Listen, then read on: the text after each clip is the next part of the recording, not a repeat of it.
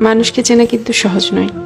মানুষ শত ক্রোশ দূরে থেকেও পাশে থাকে, আবার হাতে হাত রেখেও বিশ্বাস ভাঙে। মানুষ গভীর ভালোবাসাও গোপন রাখে, আবার প্রতারণার ইচ্ছা নিয়েও অকপটে বলে দেয় ভালোবাসি।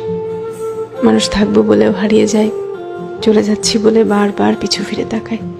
কেউ আলোর পাশাপাশি অন্ধকারেও পাশে থাকে, কেউ আবার ভালো থাকা কেড়ে নিয়ে লিখে দেয় ভালো থেকো। মানুষ মায়া কান্নাও কাঁদে, মানুষ ডিপ্রেশনেও হাসে। এই জন্য মানুষকে চেনা কঠিন, সত্যিই কঠিন বটে।